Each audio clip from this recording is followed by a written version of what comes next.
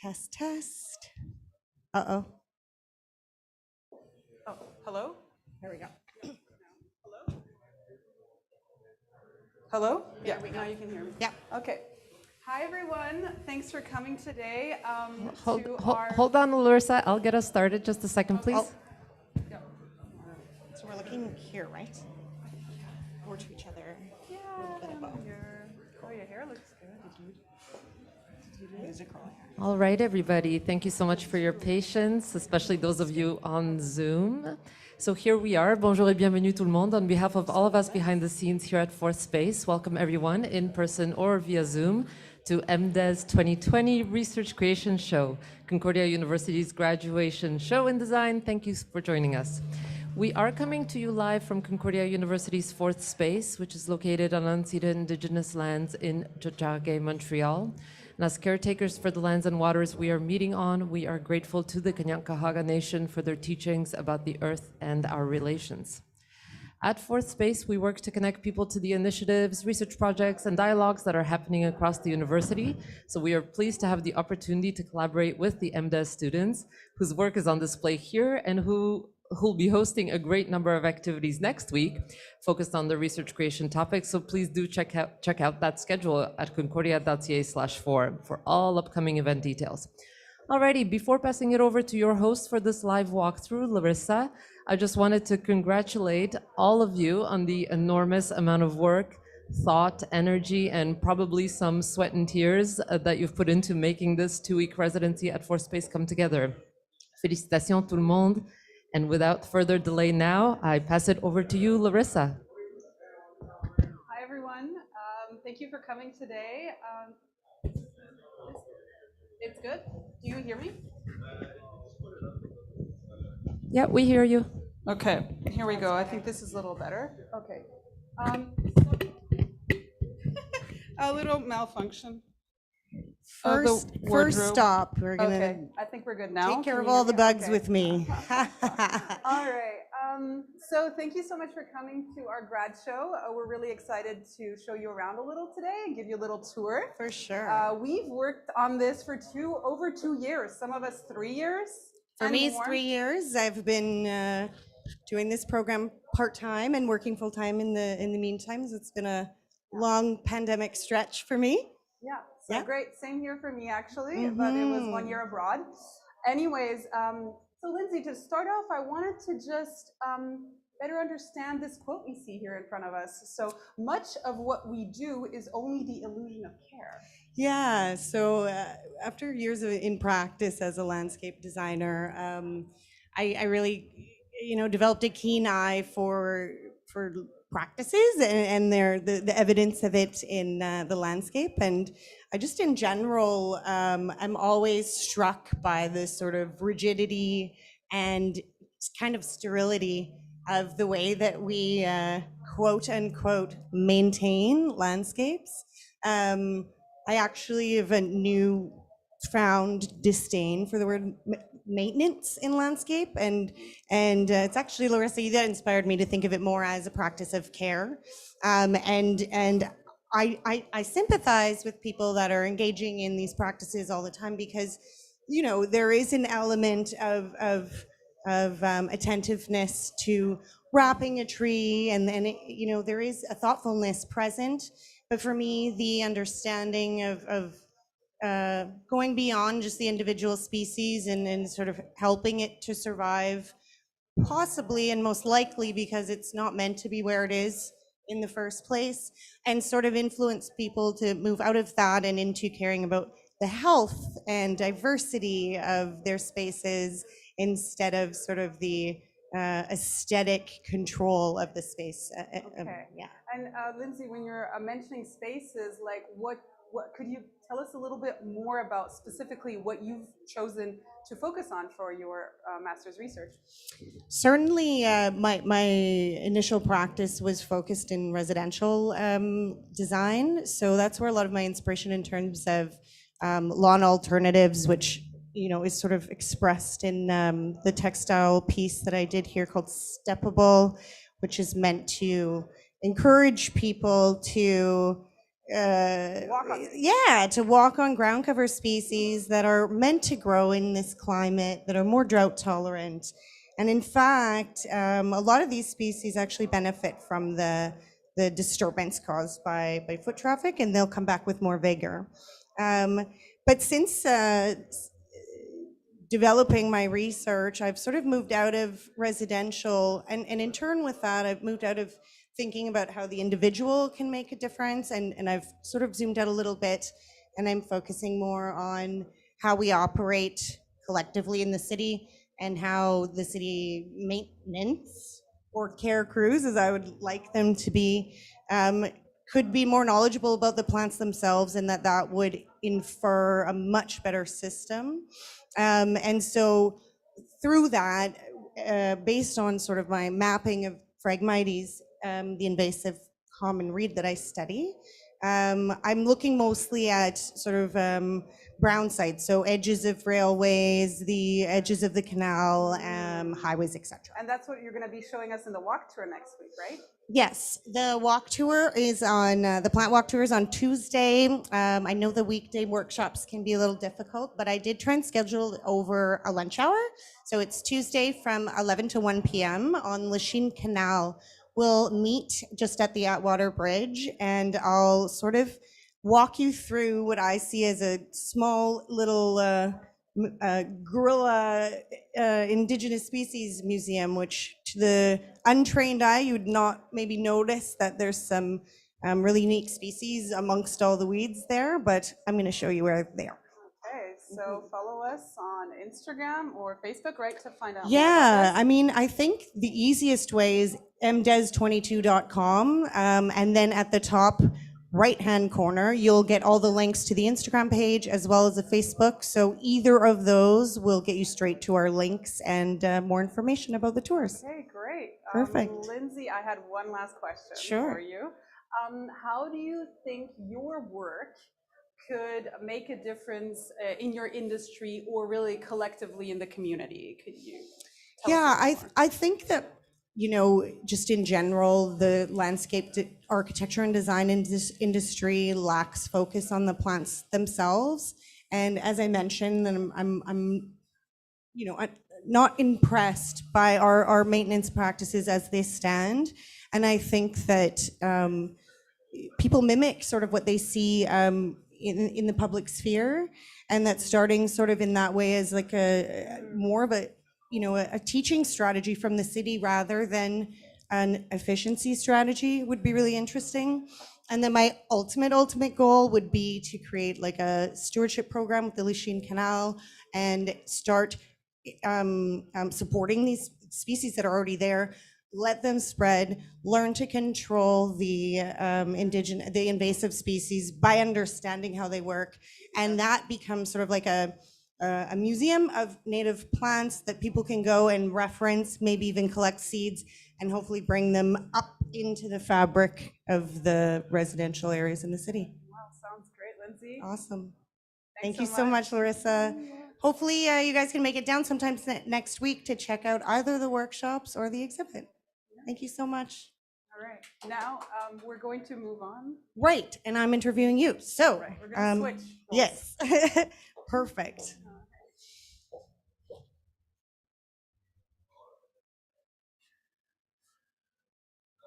How are we?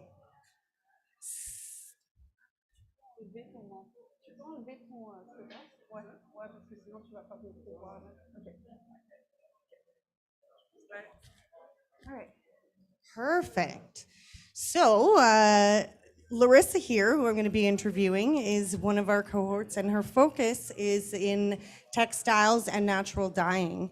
I know that a lot of the influence from this project comes from experiences in an artist residency in Japan. Is there something, I know we didn't get a lot of time to talk about that in your presentation, so could you maybe tell us a little bit more about your experiences there and how that's influenced your work today?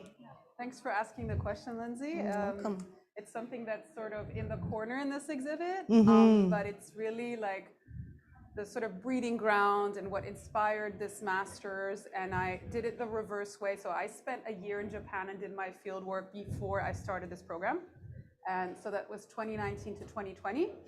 And I really did it with just a vision, and I went for it with, yeah, like I said, a vision, but not a day-to-day plan. And I did a little post the other day on my Instagram just thanking everyone who really supported me in Austria, in Canada, in the US, and in Japan, and all the mentors who really guided me, you know, across the country, really, and helped me really get the most out of my experience.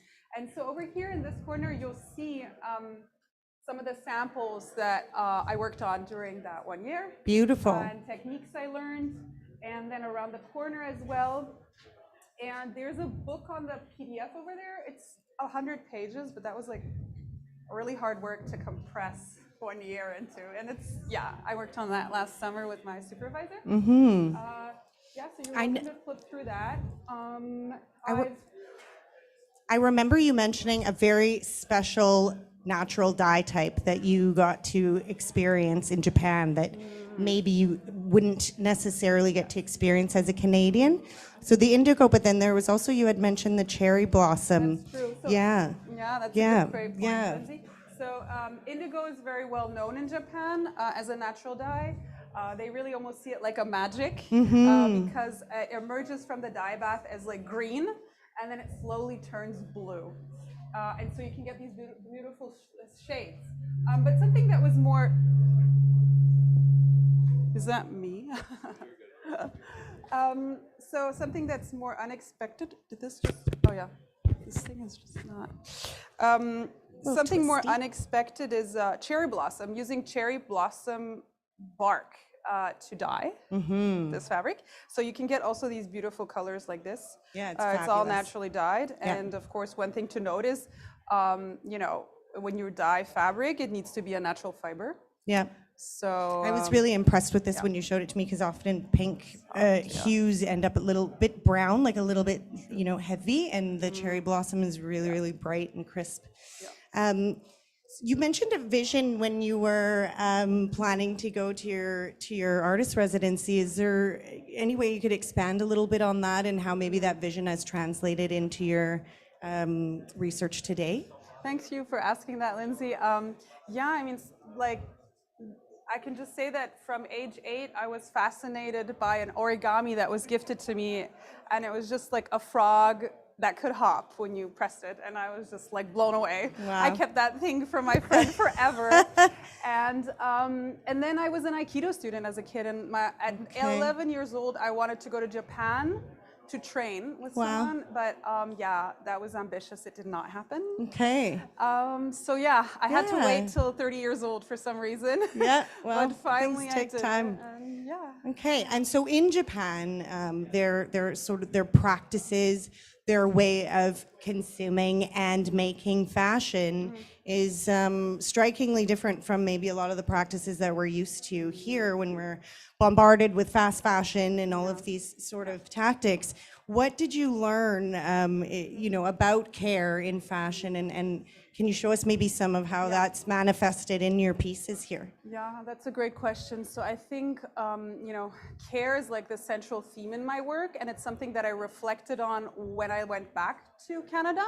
And I can just say that I noticed it like everywhere, from the way that a woman will take care of her hair every day and her makeup, to do it so carefully that it's like you can barely sometimes see it. It depends. I mean, I'm not talking about Harajuku in Tokyo. Right, yeah. I'm talking about Kyoto and traditional and more like even contemporary women. So they take care, I mean, in everything they do. There's an attention to detail. To how she wears and how the fit is. Even, for example, something you're wearing oversized, it has to be perfect oversized, not just oversized. Right. And so also in the way that they're taking care of the fabric. Fabric holds a long history there. Yeah. It's something that stuck with me is in one of my workshops in a remote town in Okinawa, where they make fabric from bashofu, which is a banana fiber. Oh, wow. It's over here if you want to see it. And the lady told me, the granddaughter of this woman, who's 100 and still makes the fiber, told me that the world could benefit if we looked at fabric like jewelry. Okay. How beautiful in And so that our really care for stuck it. with me. Yeah. So they see fabric in a different way. Yeah. Yeah. Okay, that's still the traditional Mm-hmm. perspective, but I think it's still there as a value. Yep. And then I can just say even how people take care of spaces. You're talking about spaces. Certainly. Older people weed. They crouch on the floor and Yep. they do it as a volunteering service. Yep. So they weed on the streets. You can see people crouching around. It's normal. Yep. The way they dispose trash. Yep. It's often separated, it's often tied and minimized to save space. It almost seems to me like the everyday life there is very intentional and almost meditative, and then when that trickles it down into your making, there's more patience for details and less emphasis on this fast profit sort of driven culture. I mean, there's still that in Tokyo. I mean, you Of can't course. deny with contemporary culture, but definitely there is a bit more also accountability Yeah. towards others and spaces. And so that stems from like Buddhism and Shintoism, which was the indigenous religion there. And so those kind of philosophies have inspired my work. Yeah. And that manifests materially in this coat where you mentioned that instead of metal snaps or different types of things, that they take the time and patience to use tying techniques, and I'll let you maybe describe the rest, but it's sort of taking what you were just talking about into physical form, which you've done with this beautiful garment here. Yeah, thanks, Lindsay. Yeah, so the tying was really, also related because they really do that in Japan. Many things are tied, traditional garments too. And in a way, I mean, from what I heard at a conference recently, Patagonia looks into this in recycling, how deconstructing garments, if you have more materials like metal and plastic, it's much more complex to recycle. Absolutely. So in a way, if you can stay with one material, two materials, or minimize the amount of materials, you're better off also for the environment. And so this final piece is all naturally dyed with onion peels. Wow. So I chose to focus on onion peels because they're the one vegetable in the world that is produced locally and consumed locally the most. Wow. And so, it's inside, it's a beautiful yellow. It's reversible. You turn the hood over and retie it in the reverse form. You can detach the hood if you like. It's also insulated with local biodegradable material from Quebec. It's from the milkweed plants, and you can see samples over there as well. That's right. And so I did my best to collaborate also with industry professionals here in Quebec. Yep, and you did a very good job. And also Concordia. So I have two performers here who really inspired more like the photo shoot and the story behind this. Well, they come in. And so they're going to try on a garment for me here. Okay, perfect. And do the little sort of performance that inspired the final garment. Beautiful. Because I asked them, how do they care for each other? And I've done this activity with all of sort of the second life garments that I've given a new life, sort of end of life strategy with natural dyeing and participatory design.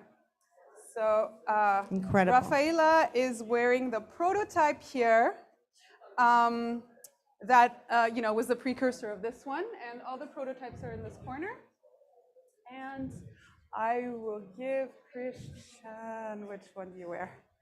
This one. Sumac. It's sumac dyed. So this is also a plant that Lindsay looks at, right? It's true. Local. And, oh yeah, all right. So, it's on you. Beautiful. Yeah.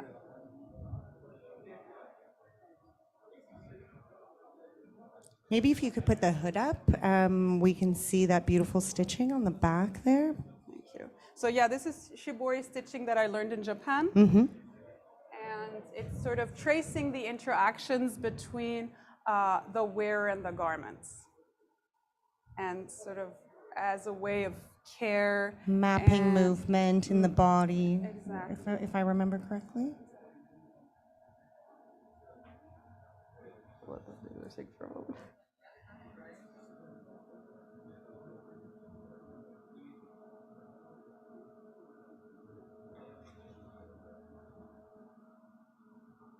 Beautiful.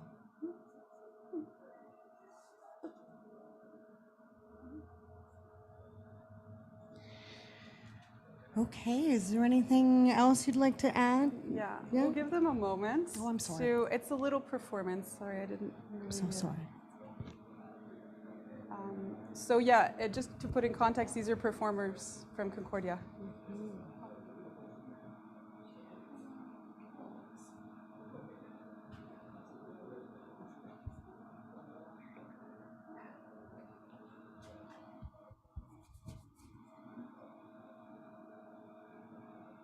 So actually, the hands from the hug were traced, and those are inside in the final garment. I feel like they're really good.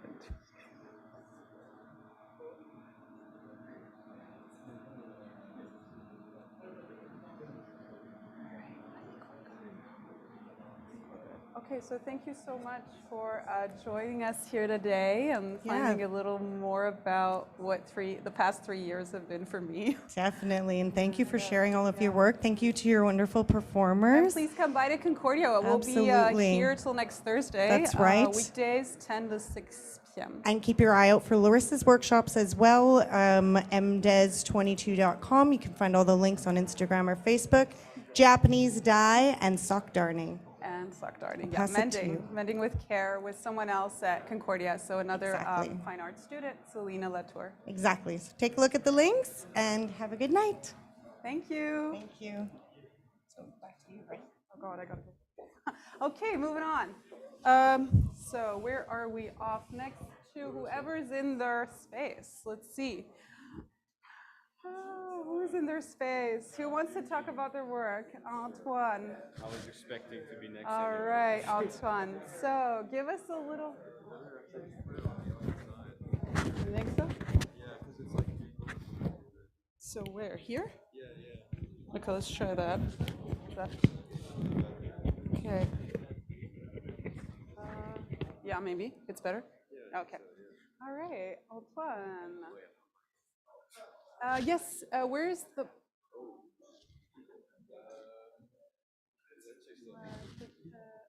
Lindsay, do you have the microphone for us?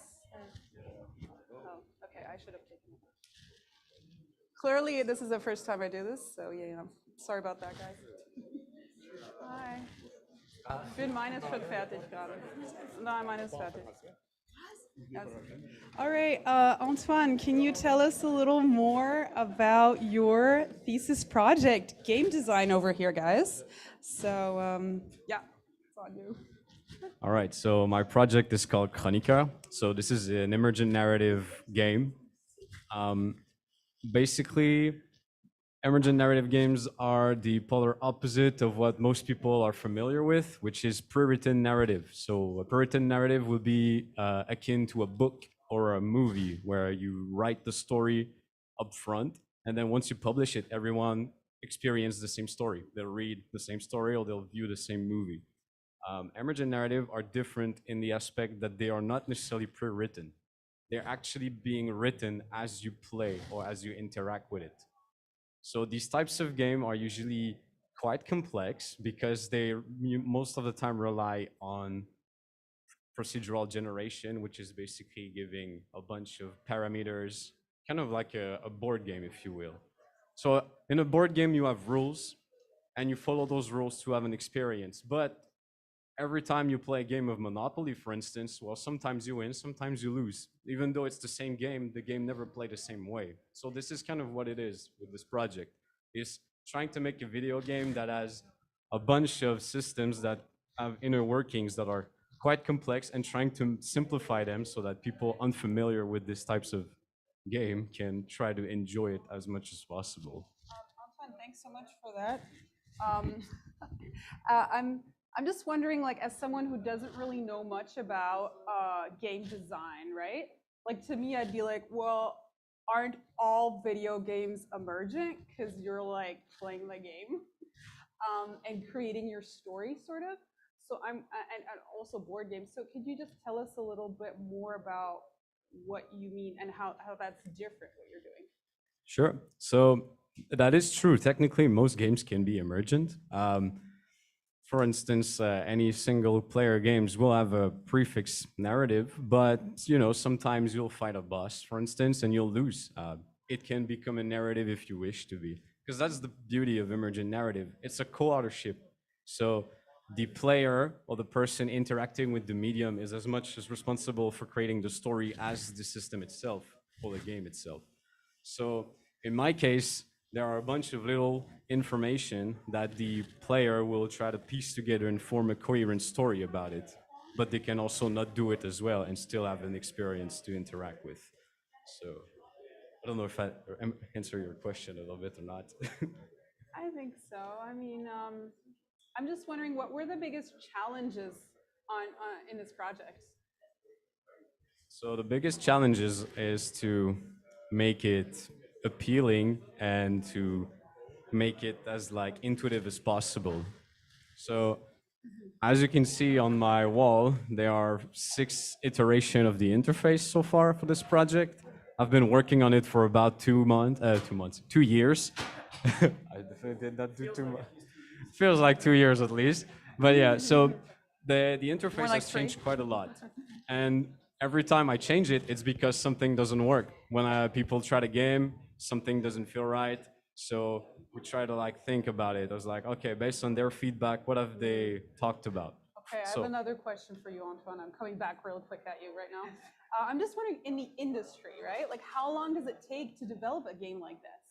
And like, Very good question. So it fluctuates because depending on the complexity of the game, the team you have, the members you have in your team, I would say these types of game takes quite a lot of time. For instance, there's a little game called Dwarf Fortress that is basically well known for being one of the best kind of emergent narrative storyteller. This game has been in development for like, what? 15 years. 15 years? Yeah, so what's your plan? 15 years on this one? So that's the beauty of it. I don't intend to work on this for 15 years. So we're trying to be reasonable about it. I don't think we have a deadline precisely for it, but these types of game, as soon as you start to create something, you add it to the game, people play it, and they're like, oh, it would be nice if you added this. So that's kind of what Team Dwarf Fortress has been going on at this point, is they released the game. There was a couple of things you could do. People asked for more, so they started to work on it more. And the game just kept on growing and growing and growing, and now it's just an entire old thing. You could have a trilogy or something like Lord of the Rings, or I don't know. Probably. I mean, if we have like the people interested in it and we have the ideas that keeps on coming, we could probably make more, or just update the same. All right, Antoine, I have another question for you just to finish off, right? Yes. So where do you see yourself going with this, or in your future, in your career? So with this project, for me, it's a way to grow as a designer. Because, as a designer, your job is to make things for others, not necessarily for yourself. And when you create something like a game, you pour your time and energy and your passion into this project. And I think the hardest part for some designers is to take criticism. When somebody tells me that my interface is terrible, he's not wrong. He's probably right. So it's like, okay, but being that the interface is terrible doesn't help me. I have to find ways to improve it and maybe ask them more personal questions like, what don't you like about it? Well, it's like, oh, some buttons like appear and disappear all the time. So it's like, okay, so I can work on this. So for me, this project is really about it. It's about taking criticism and growing as a person. And hopefully, when the game is a little bit more polished and more fleshed out, to release it and so that other people can enjoy it as well. Oh, amazing. Okay, we really look forward to finding out more about the release, and we'll stay tuned on that. Okay. Thanks so much, Antoine. We're going to walk around and explore another area here. Let's see who's in their space. I'm just going to move through here for a sec. Sorry. Patrick, hello. How are you doing? We're coming to your space right now to find out more about what you've been up to for the past 2 years, I suppose. So tell us a little bit more. I see this beautiful table. Oh, you're such a wonderful host, Larissa. So my work is about upcycling, and which a lot of people have a kind of an idea of, but maybe not exactly. So I like to take the example of clothing. If you donate it to charity, you think, oh, it's somebody's going to use it again. Not necessarily. Actually, what 80% of clothing, like a big percentage, ends up in rags. And landfills, eh? And the fibers are torn apart and so on, and used to make stuffing for things. That this is known as recycling, or in a more precise term, downcycling. Upcycling is if you take that same piece of clothing and you make it, for example, into a curtain or something of higher value. So that's upcycling. And my work is about scaling up upcycling, because people have been doing it for the beginning of time, and all the DIY and makers movements and hippie movements, and just people in their backyard projects do upcycling. So my work is about scaling it up and trying to have a broader circular economic or sustainable impact. And I'm focusing on developing a model for this for designer makers who are close to the production. And so my approach has been to work with industry, and in this case, a lighting manufacturer, to get what their dead stock or overstock, things that are delisted from their catalog, and see what I can make from them. And I was amazed when I got there, because there was like 2,000 square feet of this material. And I said, what do you guys do with it? And they said, oh, we sell it to recycler. And I said, well, how much do you guys make? Like, oh, like $3,000 a year or something. And then you have this beautiful, like, aluminum machined cylinders that were spotlights. These were small spotlights that come on a building, you know, pointing downwards. They're very common. And this stuff was no longer on trend. And so they were taking it off the catalog, and so it's considered dead stock. I filled up 2 carloads and then started making things and combining with other objects. So this is a found table that was discarded. I found it on a Facebook group. It turns out it's... Can you just elaborate a little, because I see this beautiful table, but I can't imagine what part. So what came as is, sort of? It was a tabletop. I can't remember. So this part was the tabletop. Okay. Without legs. Okay. Not quite as nice. This is the underside. You can see here what it used to look like.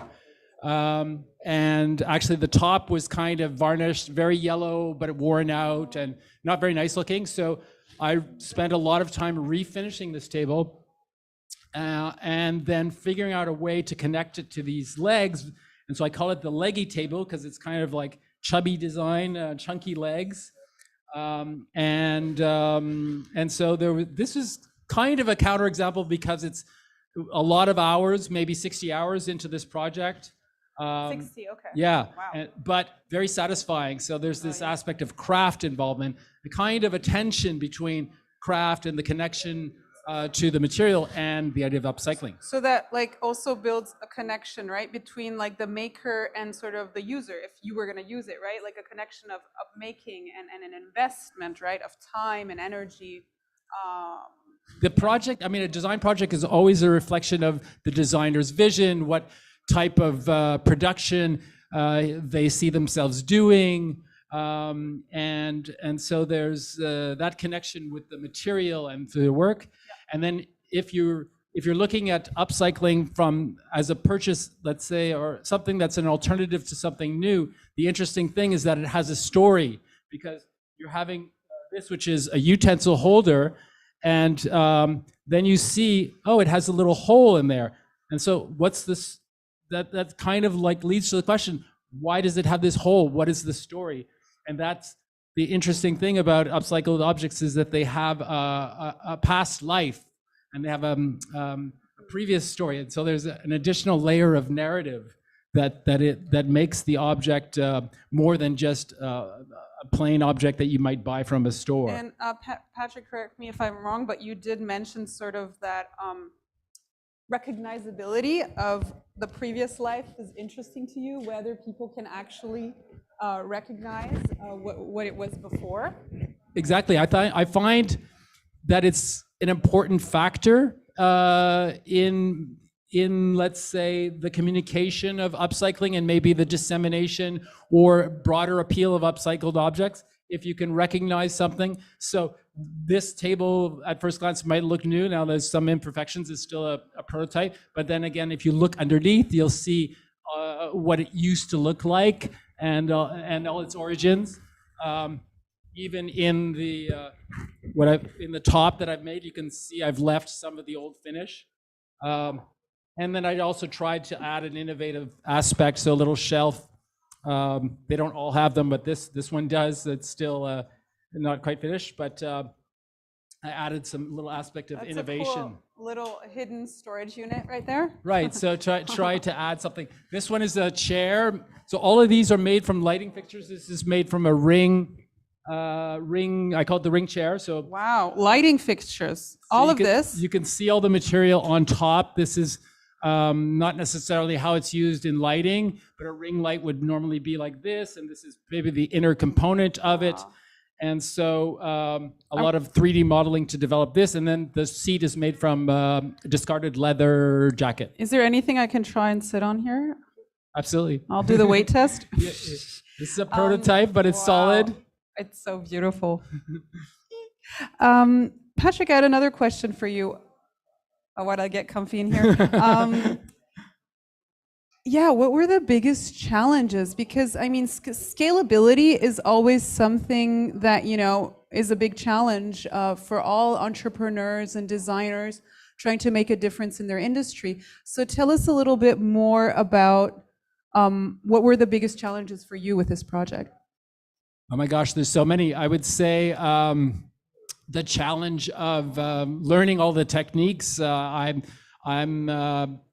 I come from design in terms of communication design and working with graphic designers, and I do strategy. And so I've been learning how to work with wood and learning how to sew in the last 2 weeks with leather.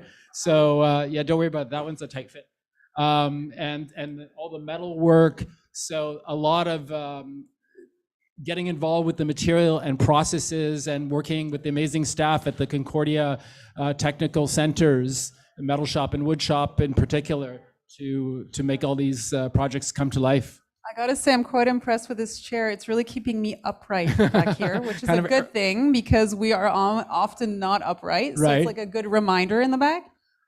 I'd say one thing as a user tester or, you know, for the user experience, I feel like it would be nice to have something soft here because my elbow's digging in. But I'm sure that, you know, you've produced so much work here that it was a time thing. It's in the plans to have some upholstery on the armchair, on the arms. Yeah. It's beautiful. Thanks so much for sharing your work, Patrick. Well, thanks for stopping by. Yeah. All right, moving on. Let's go see who is in their space. Oh, yep, I'll take that. Thanks. Moving on. We're at Sanjana's space here. Will she join us for a little?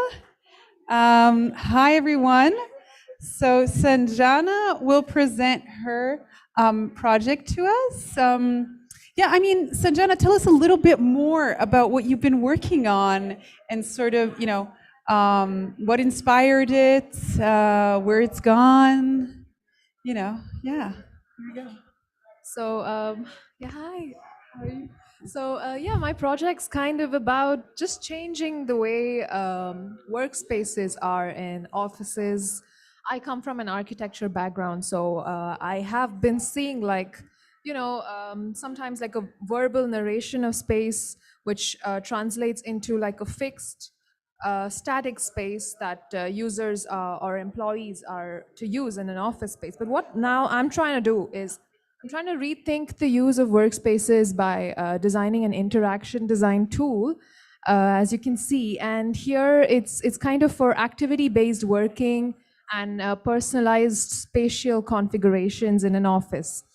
So the idea here is to kind of encourage employees to build their own space rather than have to settle for like a pre-built or a pre-set up space. And by encouraging them to see their visions come to life in a pandemic setup. We're encouraging employees to go back to their office, Yeah. go back, be their productive Right. selves. So that's a and, challenge, right? Going back from the home to an office. And then, so how can you reimagine your workspace, right? And so that's Exactly. what Sanjana's tool does. Correct me if I'm wrong, Sanjana. This is your work, but so using origami and sort of almost like what do you call that? MVP or minimum viable product testing before you invest too much time. Sorry, this thing is a little. Yeah, I think I'm gonna just hold it. No, it's fine. For now, I'm just going to hold it because it just doesn't work on my garment. So yeah, where do you see this being used sort of in the industry? Is it more something that companies would use? Right, I think that Tell us a little this is more. something that can be used by companies, like especially MNCs, multinational corporations, where the pandemic brought in challenges for these companies. The larger the companies are, the more challenges there are. So there was a lot of furniture in the office itself that was not being used for 2 years because of the pandemic. Right. And What a a lot waste. of companies kind of even sold their space because they couldn't afford the rental prices. So this model kind of encourages us to reuse the furniture over and over again. And that brings the idea of multi-purpose spaces and flexible spaces. So we're encouraging employees to try out designs that work for them and giving every employee a chance to build within the same space. So that's what the toolkit has Right, the the potential to toolkit. do. Let's take a closer look at the toolkit. So it's got the kitchenette, it's got some table and chair configurations, as well as some sort of sticky notes to put your specifications in, and a color palette if you feel like. So it comes with a user manual, as you can see, and it's got a lot of sample configurations for users to choose from, especially those who are just beginning to use the kit. But with this kind of simple, less intimidating prototype, I do believe that employees are encouraged to try it out, Okay, Sanjana, so just imagining how this would work. So would you create origami based on a company's furniture that they already exist? Right. Or would you have these preset origami pieces and then sort of work with a manufacturer to also build later, sort of that's a supply really good or question. help them curate and Right. also, I don't, change I maybe mean, their space, Yeah, I mean, I don't think I'll be going through the making new furniture side, because there's already so much furniture that's not being used. And there's the idea is to like move things together, combine some furnitures and create a new space. So we're looking at the idea of reuse and, creative Sustainability. reuse, sustainability, and so that's why I think the first model where we're just encouraging them to use the existing things. Origami is important, like with the folds and the colors. It's super inviting for users. It's also incredible. You can course- make anything with origami. But of course, it pretty would much. be, to answer your question, it would be office specific. Yeah. And specific to the furniture that the office has great. available. All right, Sanjana, last Great. for Yeah, you. sure. What was the biggest challenge here in your work? Well, the challenge was accommodating like multiple types of furniture into the kit, because there's just so much furniture out there, and we have like different furniture for different spaces, some for for meeting rooms, for study rooms. But the challenge was primarily that working with origami and the folds, some of them are it's just challenging in that way, I think, like the numerous possibilities of furniture, so there has to be some limitations there. Right. So Okay. Thanks for elaborating a little on that. So we looked at the toolkit, but let's just move over here for a second. So Sanjana, tell us a little bit more about the app. Of course. So once you move from there to here, you have all the toolkit elements placed in front of you, and all you have to do is go ahead, build, and snap a photo of it. And this photo is going to be rendered by the application. That's going to render the entire the creation that you make into a real life render of how it's going to actually Like a look 3D in the render. office. Yes, A digital it's going to 3D be render. a digital 3D render using, the VR that we have available these days. And Wow. So you're almost like a more interactive Pinterest where Exactly. you can kind of test your own Yes. ideas, right? Yes, and the idea is to create a news feed where every employee shares their design. Ooh. And So that's the Pinterest aspect. right. So Okay. it's like a Facebook news feed along with a video game where you can see your thing, move things cool. around, and duplicate someone else's design if you're running short of time before your meeting. Oh, amazing. So- Okay, great. so it tries to accommodate Sanjana, all of congrats this. on your amazing Oh, project. thank you so Thanks so much much. for sharing. Thank and you for taking the time to yes, listen. we're going to Thank move you. around a little Great. now. Yeah, thanks. So moving on, we are in Gulriz's little space. It feels like a room. So tell us a little bit more about your project. Yeah, well, thank you so much, Larissa, and thank you for attending this presentation. At first I have to say that the topic here is the human sensorial exploration. Gulriz, I mean, if you want, you can remove the mask if it's easier. Yeah, it should be on. Yeah, because it is on. It's just Yeah. with a mask. I feel like there's okay. not much coming through. It is human sensorial exploration in designing a patient room. Okay, a human comfortable- sensorial exploration in designing A comfortable patient room. a comfortable patient room. So patient room in a hospital, right? Yeah. Okay. In a hospital. And the main objective here is to create a comfortable patient room through design principles, considering 5 human senses. Okay. So all 5 senses is the goal, all right? the 5 senses. Okay. Exactly, because most of the design principles are addressing just one sense or 2 senses, but now we are talking about considering all human senses in designing or redesigning the spaces, specifically in healthcare institutions. Okay. And also, I have 3 group of audiences here. They are designers, caregivers, and patients, because mostly we have seen that the designers design the spaces in healthcare institutions, but what is the role of patients and caregivers? How can they help them? And this design should be somehow a bit collaborative. So tell us a little bit more, Gulriz, about what you've created here for the users to test. Tell us about your prototype.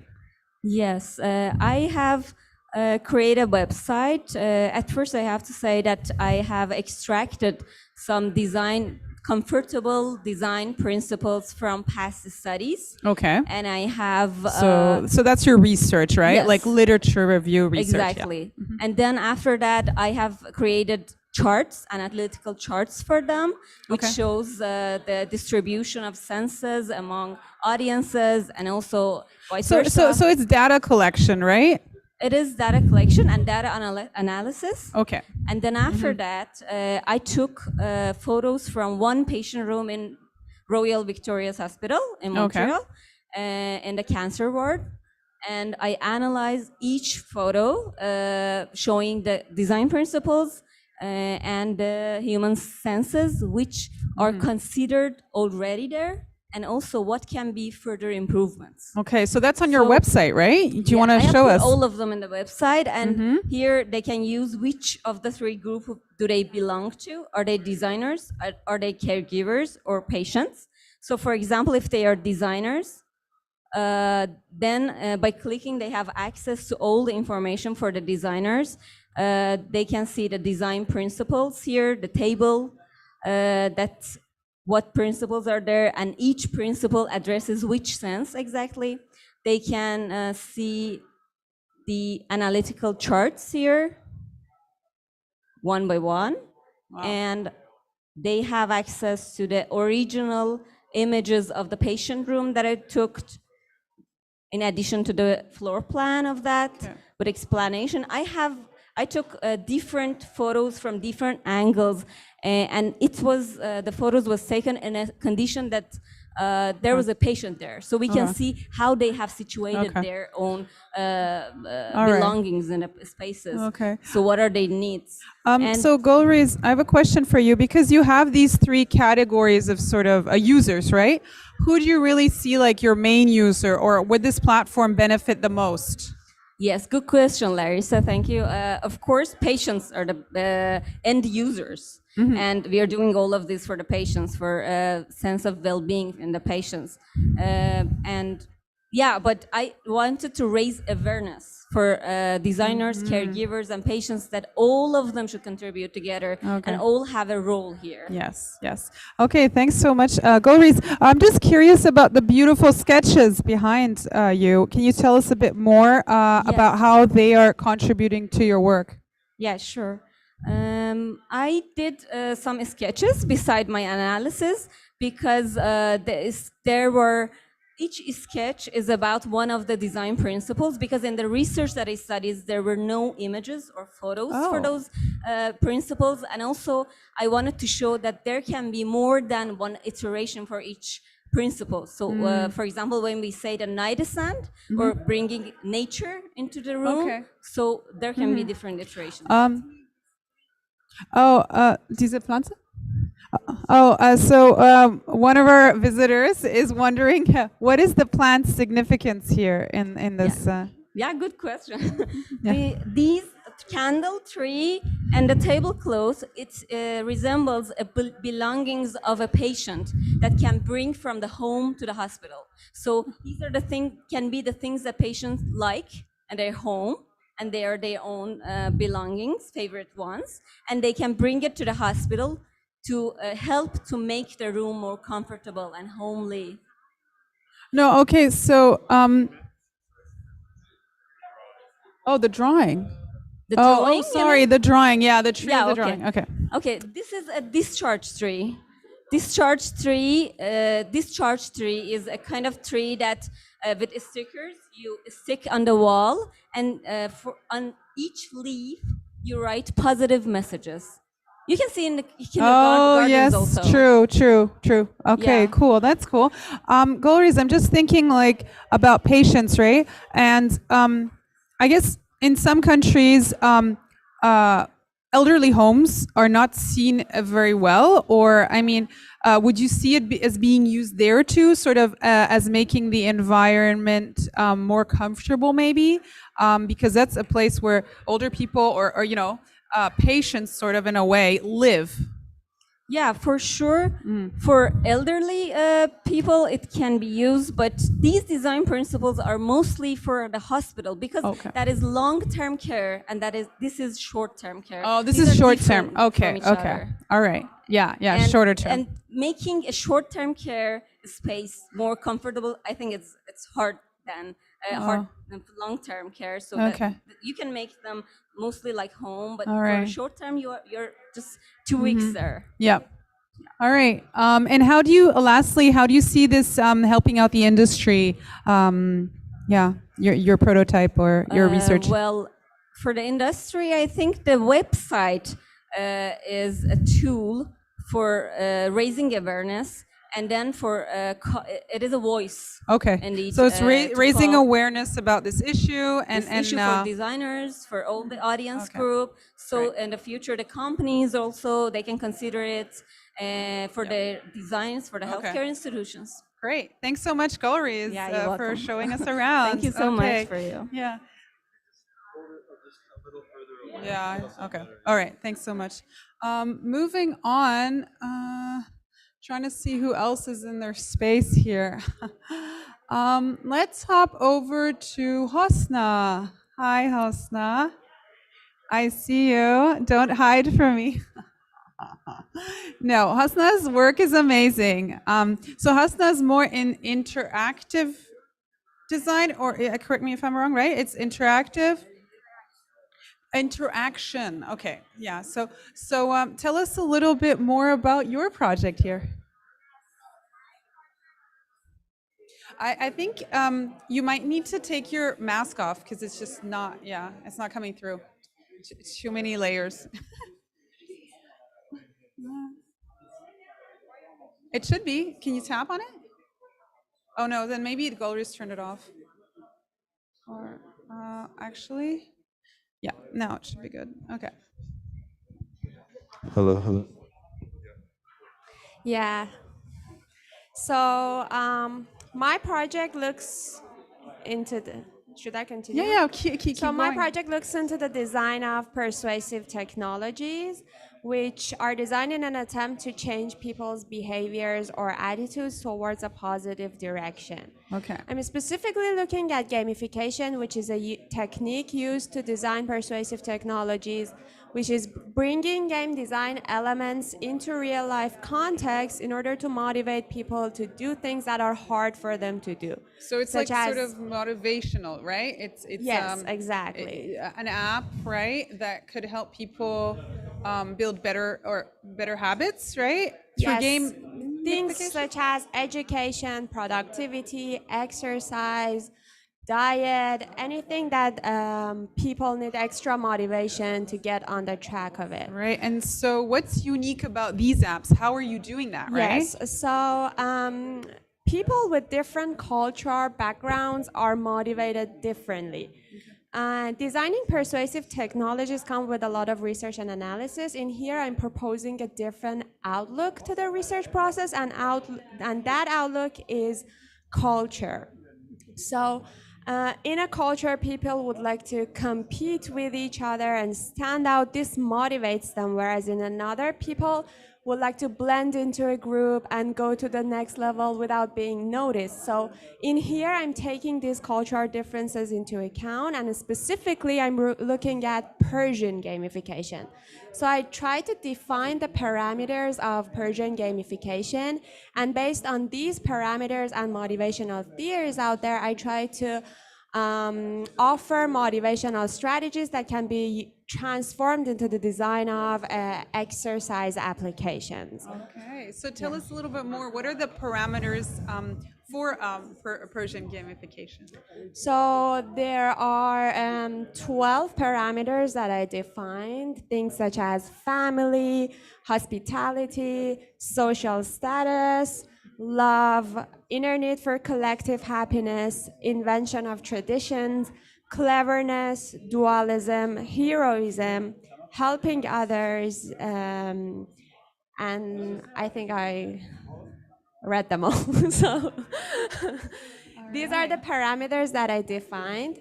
And if you click on each one of them, if you want to explore them further, there are descriptions of each one of them and the motivational strategies that I suggested, and then transform them into exercise applications over here. So over here, we have 5 mini applications based on those strategies out there.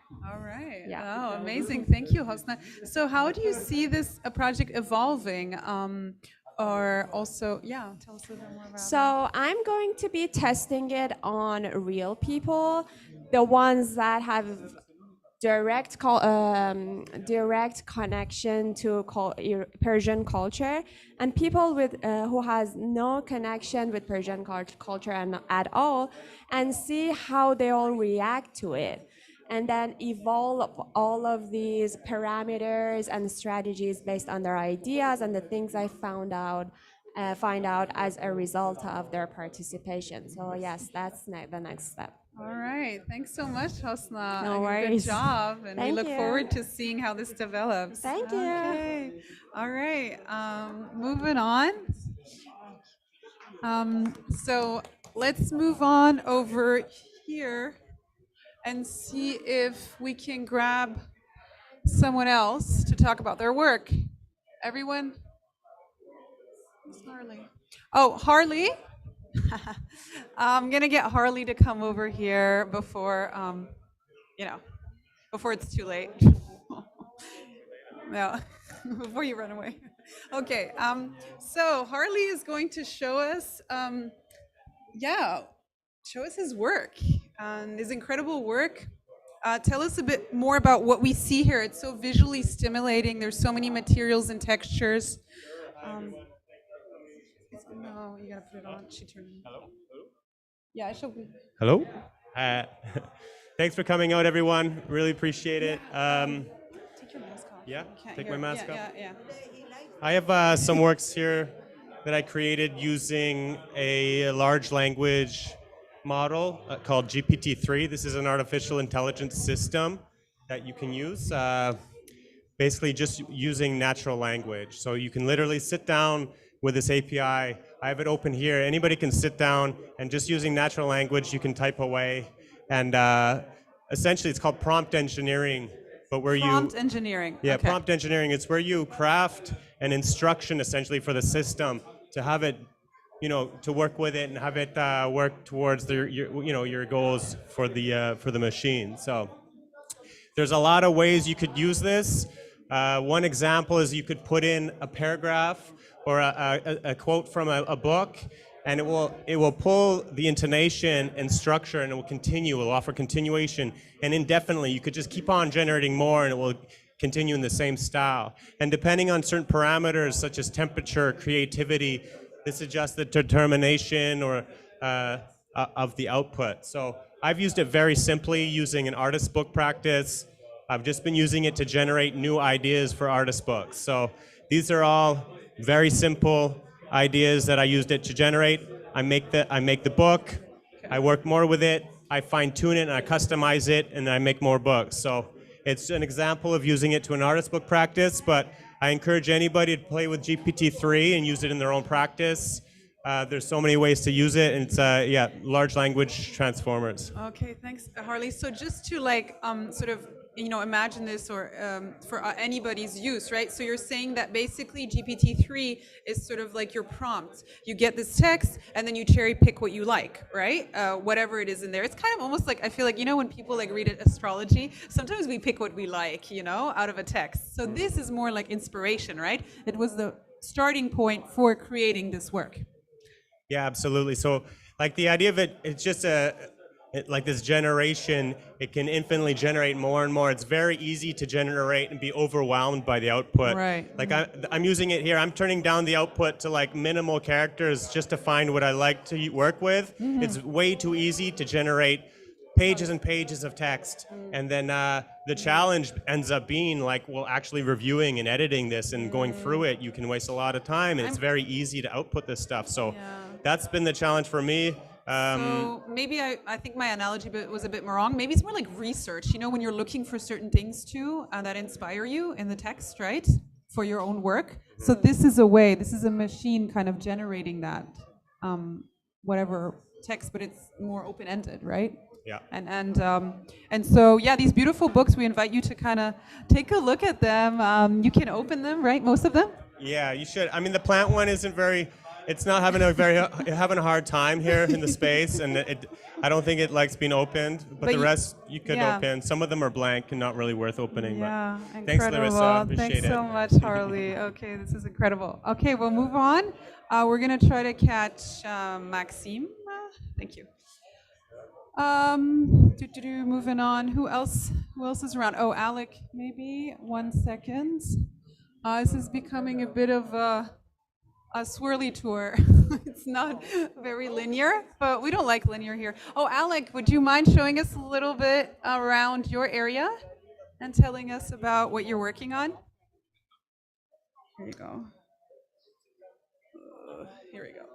Oh, all right. We're gonna move over here.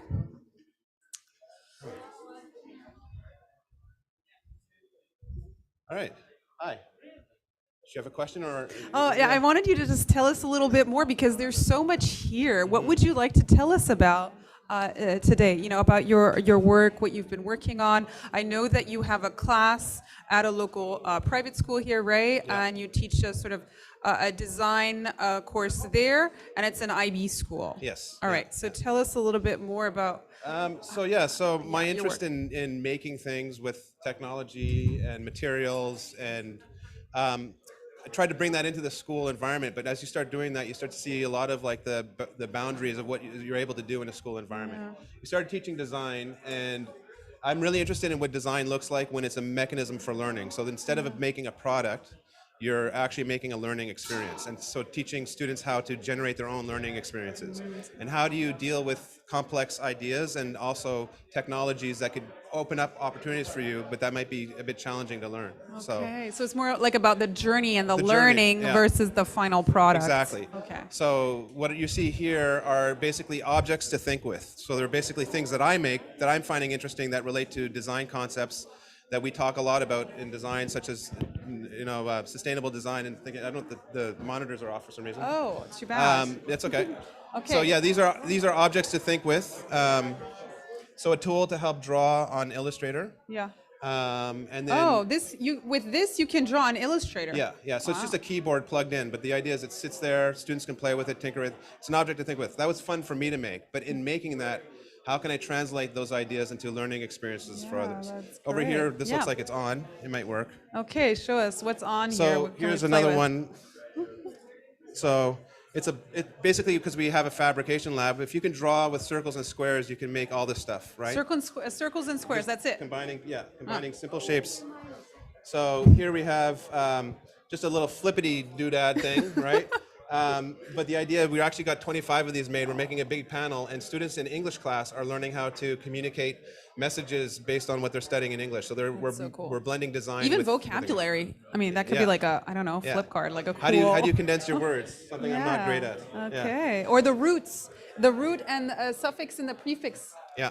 Things like that. So Yeah. maybe And again here, playing with words as well. So this is also showing, Wow. a chance. What does that say? Learn. Learn. Yeah. But these are, you're free to change the words. So people have been changing the words. So this Oh is yes, just a kit, it was right? happy before. Yeah, so this is just a kit. So you can Oh, see it's just a nice. spinning disc, but it creates a little bit of an illusion. So the idea is to get people to sort of be a little curious about what they're looking at. Mm-hmm. And I used sort of grade 10 geometry, and I gave myself constraints to figure out what I wanted to do. So that's the process just of quick it. question: what is making that turn? Like, how is Lego it? motors. So a lot of schools have educational technology that's being thrown out. So these are useful. They're very quiet. Thrown right? out? Yeah, Really? so this is a great tool for an artist like myself who wants to do an installation, but also we now have made 40 of them, and the schools, again, this is an English class where they're playing with words. So those motors are used for what class before? Probably robotics. Oh. So that's the other thing. Not all, everybody, people want to make lights blink and motors turn. They're not necessarily thinking about science and technology. Okay. So that's how can we great. look at art as and another way to do that? reusing for learning? Yeah. That's awesome. That's my interest. So the idea, though, in my research is that a designer like yourself could say, how would I understand the nature of school and take what I do with fashion and bring it into a school setting, which is a very complicated space to work in. Yeah, I mean, I think your work is super inspiring because it's really introducing design, earlier on in education. And I think that's key, even going down to, the kids, the little ones, like working with Legos, building, right? We're so used to just writing or things a bit more 2D. Yeah. And I think the 3D thing, it's so important to integrate it earlier on in education. And just in that room over there, you can see some examples of Yes, and things tell the us students about have this made. room. What's going to be happening next week in this room? So we got some students coming. We're going to do some workshops. So the different master's students are going to do workshops with students in grade 10 and 11. So you've created a little fab lab for us. Mini, yeah. Yeah, mini fab lab. Wow. Okay. So your students are coming in, and we're all going to show them, different ways of prototyping, right? Basically. Yeah. Whether it's fashion or whatever, making something. Also, Lindsay will show with plants, right? Plants and exactly. And education about and we'll do nature. some making and things like that. So here are some examples of students who were working with that same kit that I was showing you earlier. Right. And then also some of the things we do to spark creativity. Oh, these are great. This little thing you told me is like a challenge, and it makes me think of something I did back in school that I loved. It was like a after-school activity that was called Odyssey of the Mind. I don't know if you've ever heard of that. No. But it was like kind of challenges like this, and you had a time limit. Yeah. You were given only a few, like maybe 2 tools or something, two things, and you had to build like the tallest of whatever. Yeah. I think sometimes our favorite things are the ones that take the least amount of time. So we do these low-res prototypes where students they have like a class to make something. The idea is just to get your idea out. I love that. The Yeah. sooner you make, the sooner your ideas evolve, right? That's true. So when you make, you learn, right? In a different way. And here's some bioplastic. So this is not normally taught in curriculum. Can we eat it? school. No. You can probably. It's just gelatin and some other stuff. Right? I don't know about the But color. the students were challenged to make like a filter for a light. Wow, that looks so These cool. were science students, and they were trying to make nice plastic, and they made the mistake, and then we were like, that mistake is good. That could be cool for lighting, right? Yeah, so how can we recreate the mistake? So they learned the design process versus the scientific one. And Yes. these are students who aren't thinking of design as a career, but they're learning the soft skills of design. But yeah, serendipity, that's Yeah. like a key sort of factor in innovation, sorry. Yes, okay, there's a question over here. What is bioplastic? So basically, it's made with materials you can cook in the kitchen, essentially. So you've got gelatin, you've got vinegar, you've got different materials. So there's a recipe that you can follow, and you can make plastic so that you can feel this. This is like a real plastic. Right? So what do you feel like could we make out of that? You can make, well, they were looking to make sheets that they could give to other students for their design projects. So Okay. like, another student's doing a bag. So how could these students make like sheets of plastic for like a buckle? Yeah, Or, okay. I- Yeah. Buttons even? Buttons maybe? I asked the students because I made a mistake and I made it. I was just trying it out and I made too many bubbles, but it made a good diffuser. So I asked them to make a diffuser, and then they started doing that. But then their bubbles were too big. Yeah. But then they really liked it. Now they're trying to recreate that process. So nice. It looks beautiful. I wonder, one of the challenges, because I've been also experimenting with biomaterials, is like getting them flat, right? Yes, that's hard. Yeah. Yeah. And so they love to just kind of like look, right? They're getting all like, it's like a potato chip.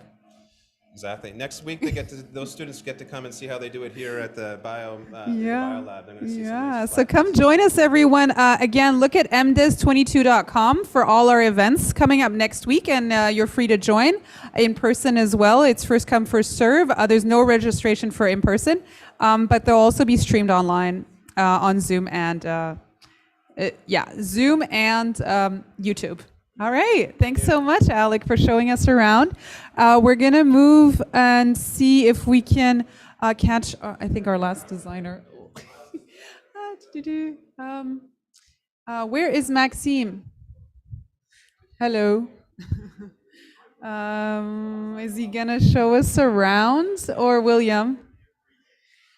It's like I'm chasing the designers and they don't want to talk about it. I guess they're so fed up with it that, it's the end of the program. They don't really, they're hiding from me.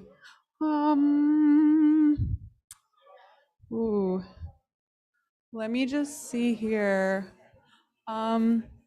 Yeah.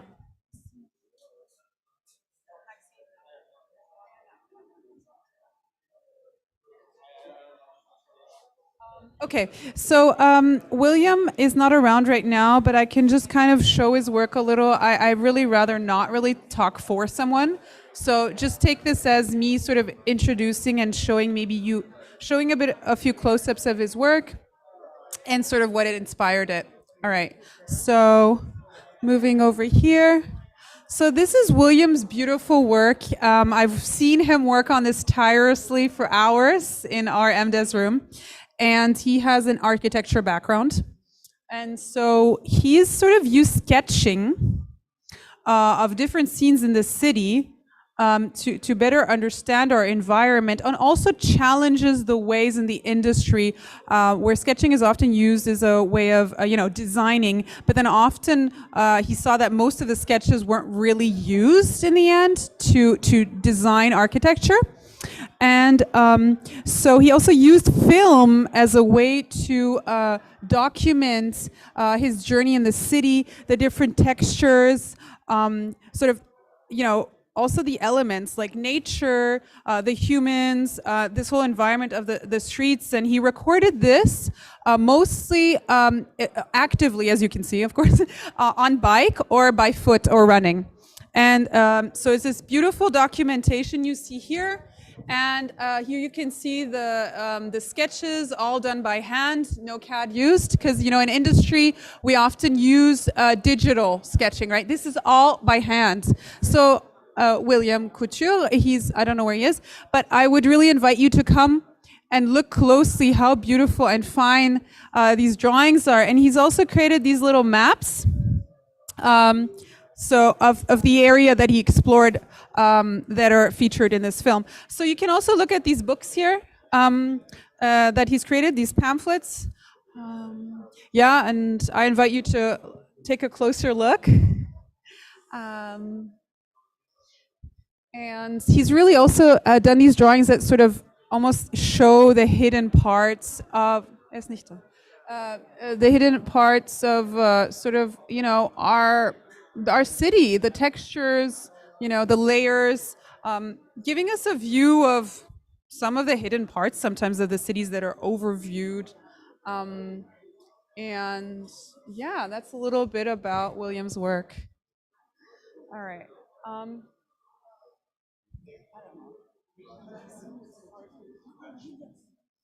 Je peux t'interviewer pour le projet de Maxime parce qu'il n'est pas là et je peux pas. Je sais pas ce qu'il a fait du tout. Oh non, Mais- parce qu'il a travaillé avec toi. Ouais, juste sur un projet, mais il m'a dit qu'il venait ce soir. Ouais, mais je ne vais pas le courir après, j'ai fait ça tout pas. Tu l'as appelé? Non, Franchement, je suis tu pas peux capable de l'appeler. Ouais. Oh, mais au moins, tu as travaillé sur un truc là, il m'a dit, avec toi. Ouais. Mais tu sais ce qu'il fait. Ça vaut tout. Ouais, mais non, pas. Because I can't Vraiment really pas talk. capable.